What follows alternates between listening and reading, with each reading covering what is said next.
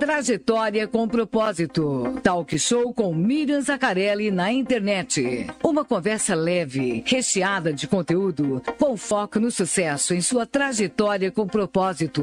Começa agora, aqui no portal rmsnews.com.br. Trajetória com propósito, com Miriam Zaccarelli. Olá, eu sou Miriam Zaccarelli. Sejam muito bem-vindos a mais um talk show no projeto Trajetória com Propósito. Estaremos ao vivo todas as quartas-feiras, às 21 horas, pelo portal rmsnews.com.br e pelas redes sociais do Facebook e YouTube. Nós recebemos aqui convidados que vão compartilhar as suas experiências e os seus desafios e que realmente vivem o seu propósito de vida. Esperamos que sirvam de inspiração para que você encontre o seu propósito de vida ou, quem sabe, dar um novo significado para ele. Nosso convidado de hoje é uma pessoa muito especial. Eu fiquei muito feliz quando ele ele aceitou o meu convite e eu tenho certeza que ele vai inspirar vocês com tantas histórias e tantas coisas lindas que a gente sabe que ele faz no seu dia a dia. É o Renato Campestrini. O Renato é advogado, é especialista em trânsito, mobilidade e segurança. Ele atuou por 23 anos na Urbis, que é a empresa de trânsito e transporte Sorocaba, Ele implantou o programa Motociclista Seguro em Sorocaba, foi membro da Comissão de Estudos e Assuntos de Trânsito da Seccional de São Paulo, na Ordem dos Advogados. Foi membro da Junta Administrativa de Recursos e Infrações da JARE, do município de Sorocaba. Participou de inúmeros cursos específicos na área de mobilidade. Foi presidente da Junta Administrativa de Recursos de Infrações da JARE, do DETRAN, na região de Sorocaba. Olha, se eu ficar lendo todo o currículo do Renato, eu vou ficar aqui até amanhã. Então, eu vou dizer que ele é professor de cursos do Instituto de Mobilidade e Educação, do IMEP, sobre legislação e fiscalização de trânsito. E tem mais uma série de outras coisas. Ele é colunista de mobilidade urbana na Rádio Cruzeiro. É incrível, o currículo dele é fantástico. Oi, Renato, muito obrigada por aceitar nosso convite. É um prazer imenso ter você aqui e, nossa, o pessoal vai curtir muito aí as suas experiências. Muito obrigada por estar aqui com a gente. Olá, Miriam. Olá a todos os nossos espectadores. Muito obrigado pelo convite. É uma satisfação poder compartilhar um pouquinho da nossa história, o que a gente fez aí ao longo dos anos, vem fazendo nessa área de mobilidade. São inúmeros desafios, Todo dia é um novo desafio, então obrigado pelo convite para poder falar um pouco e tentar inspirar as pessoas em relação a esse tema que faz parte de cada um a partir do momento que a gente coloca os pés para fora de casa, Exatamente. Conta pra gente, assim, para você, qual é a sua definição de propósito de vida? Olha, Miriam, eu sou uma pessoa bastante obstinada, Eu vejo o trânsito como uma religião para mim, é o meu modo de vida, é onde eu me sinto bem, é o que me faz feliz, é o que me inspira a sair de casa, verificar qualquer tipo de coisa que acontece pela cidade, qualquer coisa que chega ao nosso conhecimento, eu vou atrás, porque é uma coisa que vem interna, assim, não dá para explicar, sabe? No meio do trânsito, nós transiteiros, dizemos que quando a gente começa a trabalhar nessa área, um vírus entra, assim, aquilo toma conta e é realidade. Eu falo assim, se você quer entrar nessa área, seja preparado. Ou você vai sair correndo rapidinho, ou você vai ficar infectado, porque isso é fato. Então é isso que me move, sabe? Eu amo o trânsito. Quando eu falo que eu amo, é amor mesmo, uma coisa assim que eu não consigo ficar um dia sem pensar nesse tema. Você vive intensamente o seu propósito, não é? Eu concordo que eu vivo, assim, às vezes até demais. Às vezes meus amigos falam assim, viu, larga, deixa, relaxa. Mas não, sabe? Porque é muita coisa envolvida. Eu acho assim que Sabe, tem pessoas que acabam entrando nessa área, na questão da segurança viária, por uma questão de perder alguém e tal. E eu não quero. O meu propósito é salvar de forma indireta as vidas que a gente sabe que são desperdiçadas, as pessoas que passam por problemas. Eu tive um acidente de trânsito, um sinistro de trânsito, eu quebrei um braço e eu fiquei um bom tempo dentro de um hospital ali para ser atendido. E vi coisas assim, as pessoas chegando muito pior do que o meu estado, sabe? Algumas dessas pessoas, infelizmente, não tiveram a mesma sorte de sair daquele local por meios próprios, e a gente tenta evitar isso, né? Eu fui vítima de uma imprudência de um condutor que fez uma conversão proibida, eu acabei me colidindo a minha moto com o carro daquela pessoa e fui parar e tive aquela experiência que eu não quero que ninguém tenha, né? Então a gente tem, além desse propósito de amar o tema, a gente também tem que as pessoas evitem passar por esses momentos delicados. E Renato, conta pra gente aí, o que você acredita assim, que foi determinante, mas foi assim a virada de chave para você encontrar realmente o seu propósito e também se tornar um educador, né? Tudo começou lá quando era criança, eu assistia televisão, gostava daquela série Chips, né, que eram 2 policiais rodoviários e tal. Então passou, depois eu ia para a praia, né, a família tem casa em Mongaguá, a gente ia para lá, pegava imigrantes, eu achava o máximo aquelas viaturas do Dersa, né, o pessoal trabalhando naquela rodovias legal que ligava São Paulo até o litoral. Nossa, eu falava, quando eu crescer, eu vou trabalhar no Dersa. Eu pensava que eu queria trabalhar no Dersa, né? E aí, o tempo foi passando, eu fui fazer direito, eu queria ser delegado de polícia, prestei concurso público, não obtive êxito, embora eu já trabalhasse para o poder público, né, na URBS. Eu entrei com 18 anos para a equipe da URBS. E aí, estudando para concursos, um belo dia eu me deparei com um curso técnico na área de trânsito, pelo Denatran. E eu fiz esse curso, fui lá pedir autorização para fazer, a empresa negociou, alguns dias das minhas férias, eu iria, ao invés de eu fazer o descanso, eu ia fazer esse curso, fiz, e ali me encontrei. O Código de Trânsito era até que algo recente, né? Ele era de 97, entrou em vigor em 98, e a gente estava ali em 2004 falando, né? Estava engatinhando ainda. E ali eu comecei. Aí, posteriormente, a URBS juntou o trânsito com o transportes. Eu já estava engatando uma pós-graduação na área, já motivado em razão daquele curso técnico básico, né? E aí foi, né? Então, de 2004 para cá, o trânsito, de forma mais pesada, faz parte da minha vida diariamente. E a gente, assim... Eu saí do poder público, fui trabalhar para o Observatório Nacional de Segurança Viária, né? Uma ONG, eles me convidaram, eu deixei o poder público após esses 23 anos e por lá permaneci na equipe por 3 anos e aquilo me expandiu muito.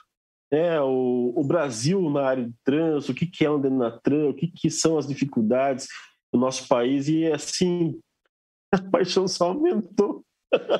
Você falou uma coisa importante, Renato.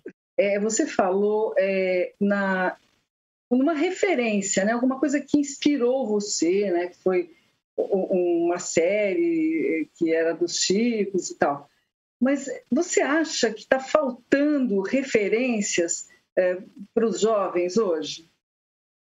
Eu acho que falta, viu, Miriam? A gente sente algumas pessoas assim, parece que a coisa vai tocando do jeito que der. Lá na frente a gente vê, e eu acho que não, a gente tem que ter esse propósito, a gente tem que ter um pouco de preocupação em relação ao dia de amanhã. Eu acho que tem que ter, assim, pelo menos um mínimo de planejamento, de buscar algo, né?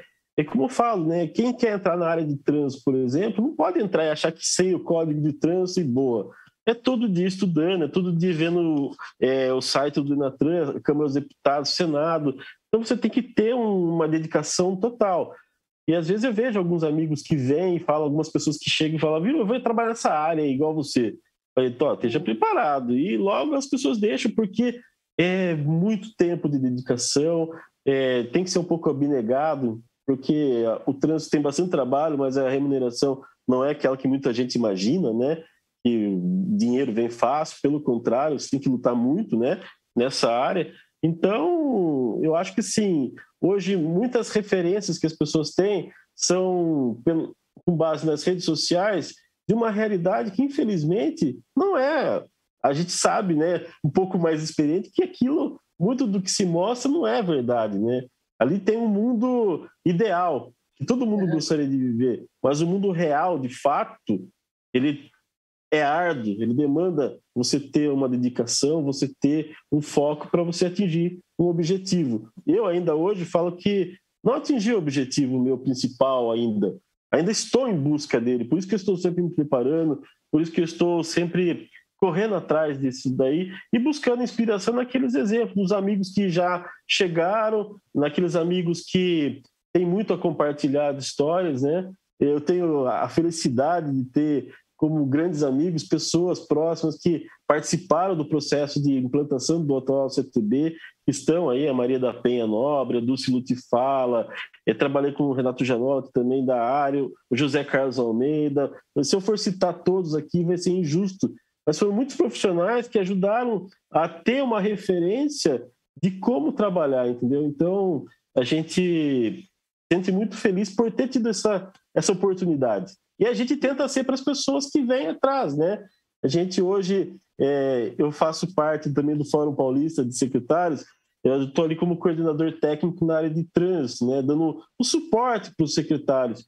E a gente vê muito secretário que entra e, sabe, está meio perdido, assim, a gente capta aquilo, chama a pessoa ali e dá uma orientação, conversa, faz para poder auxiliar, né? Então, é legal quando as pessoas veem isso e elas se sentem gratas, chamam a gente para conversar, para tomar um café e contam que aqueles 5 minutinhos que eu sentei para conversar com ele virtualmente ajudou a resolver um problemão, né? Então, é uma satisfação muito grande isso.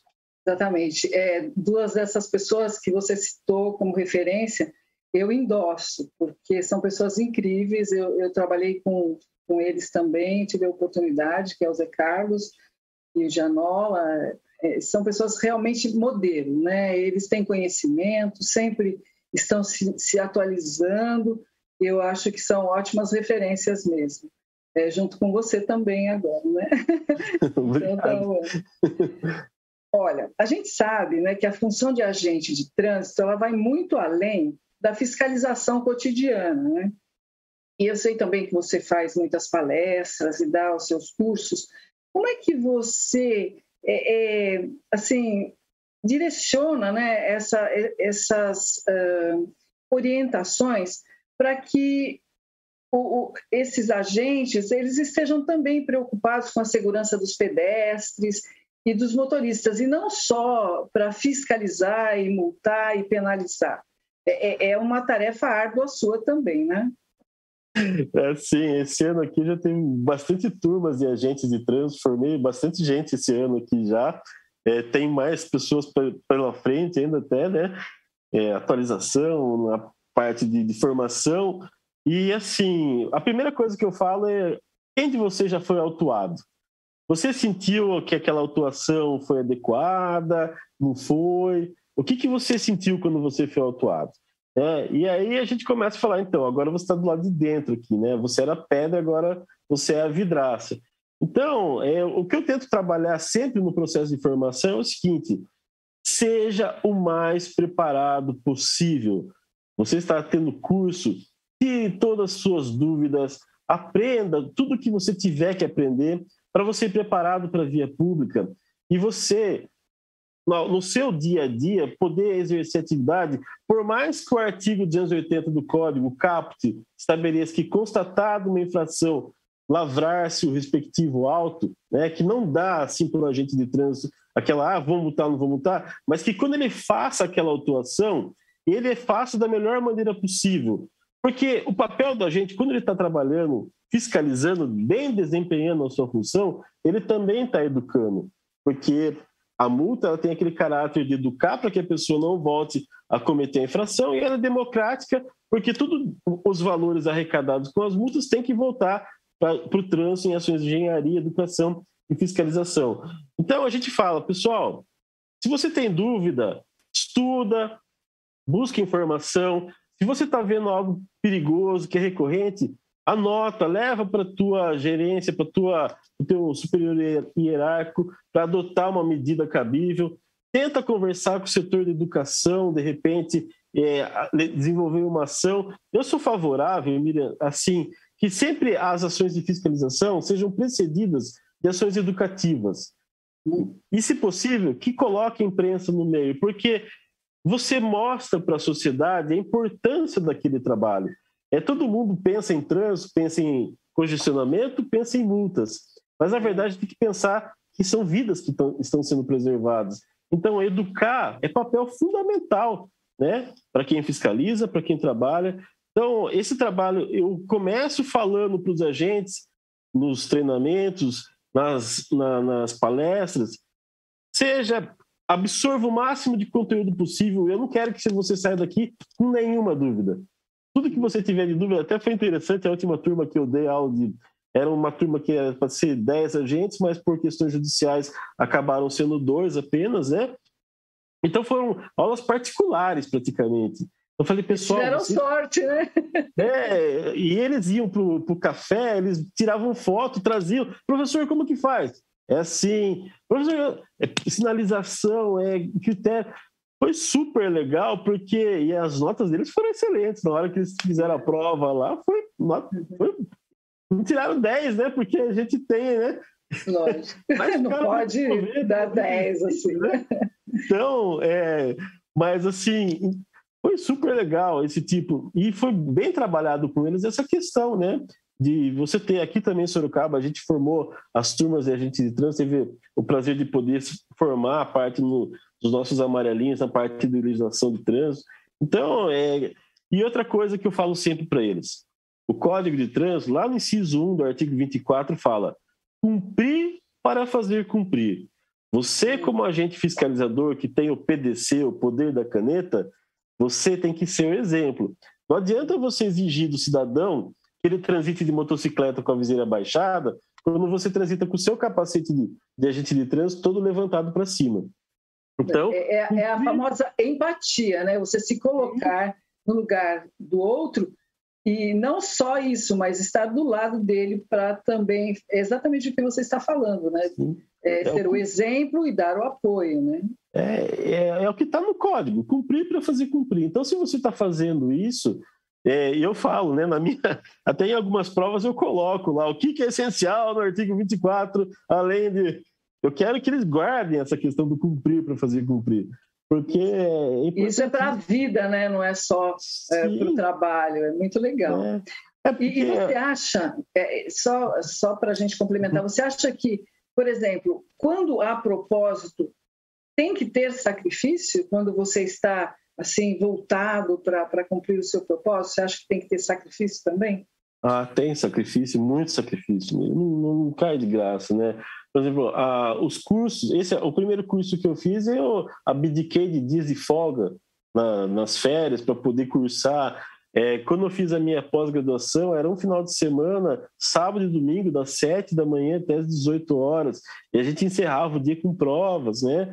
Por um bem maior, né? É um bem maior, sim. Você tem que se sacrificar para você. Hoje mesmo, a gente está aí às voltas com alterações do Código de Trânsito. Semana passada, nós tivemos uma medida provisória que vai alterar alguns aspectos se for aprovado no Senado. E isso vai impactar diretamente nos municípios que têm guardas civis no trânsito. A gente está diligente para evitar que isso venha a ocorrer, né? Porque as guardas prestam serviços essenciais no trânsito para muitos municípios. Então, a gente tem que estar sempre, né? E isso, já pensou se você não se atualiza, chega lá da aula errada, né? Orientação errada, é isso? Isso foi a parte boa dos meus alunos que tiveram aulas particulares. Foi que a hora que saiu as novidades do CTB, eu falei, pessoal, anota aí que não é lei ainda, mas se virar, vocês já estão sabendo. E a gente abordou todo ali o que tinha de mais importante em relação à medida provisória 1050, no que toca ao município, né? Então, isso, às vezes, significa que você tem que ficar até mais tarde lendo uma resolução, você tem que fazer uma avaliação de algo. tem que elaborar um parecer. Eu presto muito serviço. Sacrifício nesse sentido, né? É uma troca, né? E às vezes eu tenho um cliente, eu presto assessoria para empresas, né, que precisam ter algum problema na área de trânsito, e assim como a gente é especializado, a gente acaba unindo os esforços com outros advogados da área administrativa, civil, que tem que defender a empresa, então a gente dá aquele parecer, e às vezes o prazo é curto, você tem que escrever muito e até vai às 10 horas da noite, 9 horas, para você conseguir entregar aquilo, né? Então tem que ter para concluir, né? E uma outra coisa, Renato, a mobilidade urbana, por exemplo, em países como Holanda e alguns outros que a gente sabe, as pessoas têm um senso de respeito de espaço público, né? E todos compartilham de várias formas as calçadas, as vias públicas. E você acredita que para a gente colocar, para a gente ter essa prática aqui na nossa região, por exemplo, que é onde a gente conhece mais, você acha que demora muito tempo? Você acha que vai ser possível? Que tem alguma coisa que a gente possa fazer para acelerar isso? E a gente sabe, né, que o propósito ele é movido a atitudes e ações, né? O que você acha, assim, está muito distante? Como é que é? Eu penso, sim, que a partir do momento que os gestores tiverem essa consciência e quiser mudar, elevar isso para a sociedade, explicando, colocando, a gente consegue alterar. Você veja, a questão da bicicleta aqui em Sorocaba é um claro exemplo disso, né? A cidade não tem uma topografia daquelas que mais assim são adequadas para você pedalar, mas você tem uma rede cicloviária ampla, ela permite, né? Então muita gente hoje utiliza a bicicleta nos seus deslocamentos. Quando a gente tinha bicicleta compartilhada, 36%, 30% dos usuários de transporte coletivo faziam integração da bicicleta compartilhada com o transporte coletivo. Então, você tendo os meios, ofertando a forma... Simulando, né? Para que a pessoa possa fazer, sim. Hoje eu vejo que um grande desafio que a gente precisa mudar é a questão das calçadas, né? 65% dos deslocamentos todos os dias são realizados a pé em algum momento do dia, né? 33% são pedestres o tempo todo, mas 65% em algum momento todo mundo está sendo pedestre. Então, e a gente vê hoje, é até interessante que depois da pandemia, muita gente começou a caminhar, né? Até como tem uma alternativa para sair de casa, e, nossa, como as calçadas são ruins, precisa melhorar. Então, é um papel que as pessoas mesmo despertam nela a consciência, e aí você começa o processo de mudança, né? Sem contar os deficientes, né? Que tem, assim, é uma falta de respeito para com eles. A gente começa a acessibilidade, isso aí acho que é um tema principal aí, que deve ser prioridade, não? Sim, é prioridade. Então, eu penso que hoje a gente tem o principal desafio é convencer as pessoas da importância de uma calçada acessível, de um local que o pedestre possa caminhar de forma tranquila. Né? Melhorar a base, né? Melhorar as bases, né? Sim, e aí, posteriormente, a gente ter trabalhando... E de um outro aspecto que a gente ainda não trabalha como deveria, que precisa, é a questão da educação para o trânsito nas escolas, mas não pensando no futuro condutor de um automóvel, de um veículo automotor, mas do cidadão, que não sabe como se portar como pedestre, como ciclista, tem a noção, né, da importância disso, de você até mesmo tratar de como fazer uma cidade 3C, né? Uma cidade curta, conectada, coordenada, né? Que a gente precisa, né? E compartilhando as vias, né? Como a gente vê aí em lugares onde o desenvolvimento é maior, não sair atropelando, né? Não, porque uma hora você é pedestre, outra hora você é motorista. E é o que você falou anteriormente, né? O fiscalizador e o que é a vítima de uma multa, por exemplo. Você tem que se colocar nos dois lugares para ver se realmente a sua postura está sendo correta, não é? Perfeito. E eu vejo, assim, como um bom exemplo para o nosso país, a Espanha. A Espanha ela era um país que era problemático em matéria de sinistros na Europa, e hoje ela mudou, né? Então tem muitos conceitos, virou um case de sucesso relacionados à preservação da vida no trânsito, até mesmo a questões de mobilidade.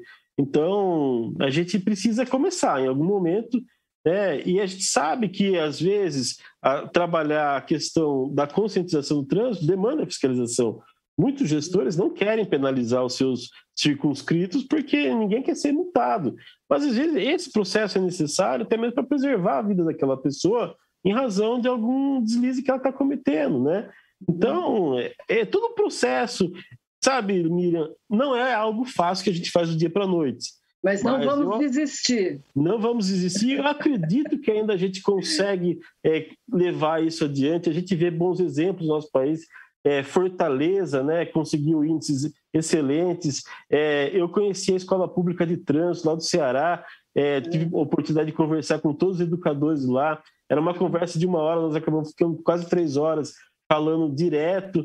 Sabe, um excelente exemplo no país, o pessoal do Ceará, Escola Pública de Trânsito, o que Fortaleza fez lá em relação à preservação. Eles estão muito adiantados lá como cidade inteligente, né? Eles aplicam cidade inteligente no sentido de que tem que ser bom para o cidadão, né? Não é a tecnologia só. A tecnologia, ela proporciona, né? Ela é uma ferramenta para melhorar a vida, mas o importante é a qualidade de vida. E eu acho que eles vêm fazendo um trabalho que bom, que já estão conseguindo resultados. Eles estão conseguindo resultados excelentes. Eu virei fã, eu falo lá, tem o Carlos Rumigeri, que ele é um dos coordenadores lá e que colocou a gente em contato. Falei, olha, eu sou fã de vocês. Ele falou, professor, quando você vier aqui, tem que vir tomar um café com a gente. Falei, pode deixar, uma hora que eu for a Fortaleza, eu vou fazer questão de conversar com você. Um café e uma água de coco, né, de preferência.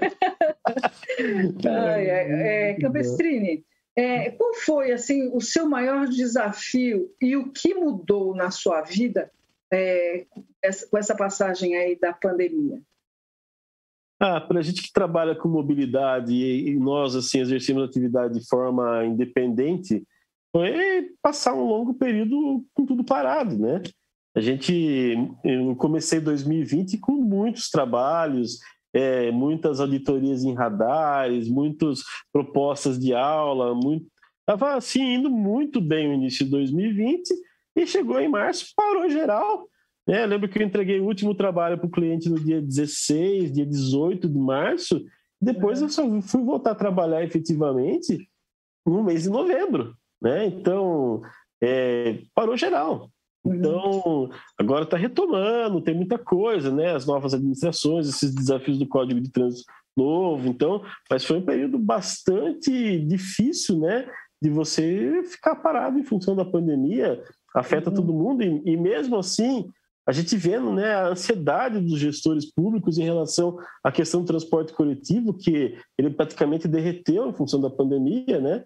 Ele tentou ter um apoio do governo federal com recursos, um auxílio emergencial, não conseguiu, não foi para frente.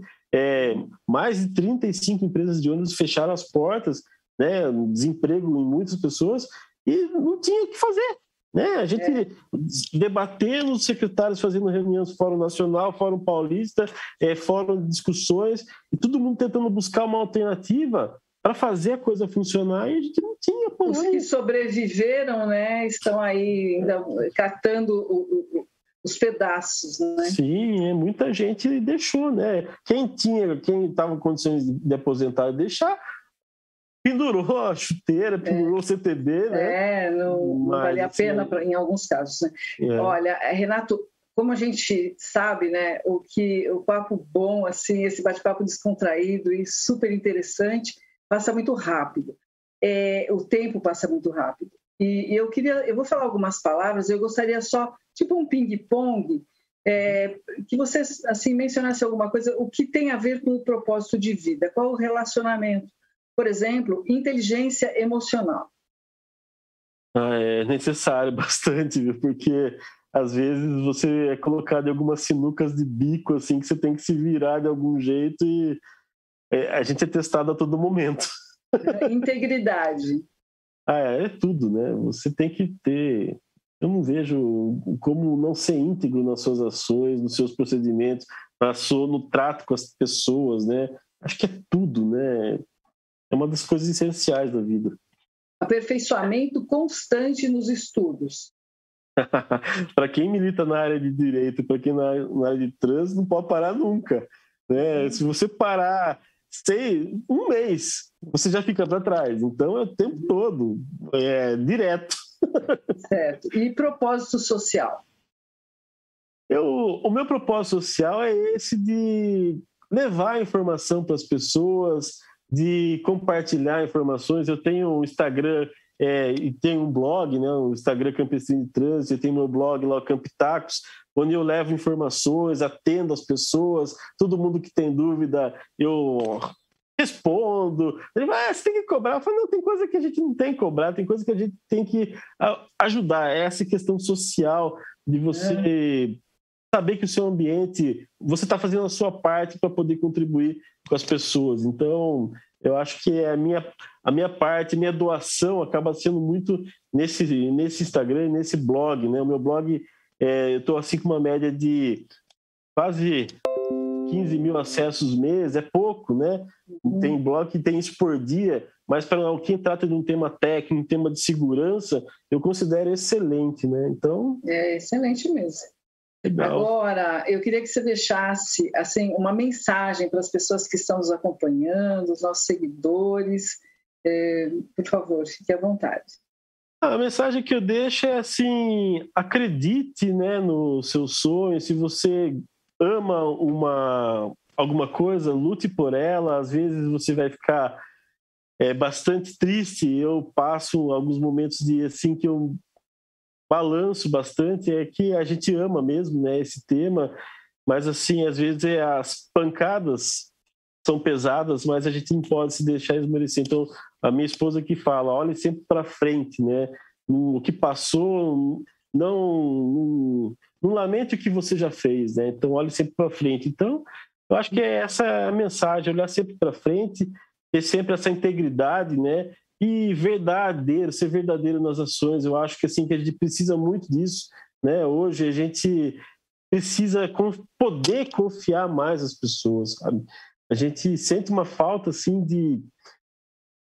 dessa confiança e isso prejudica o todo, né?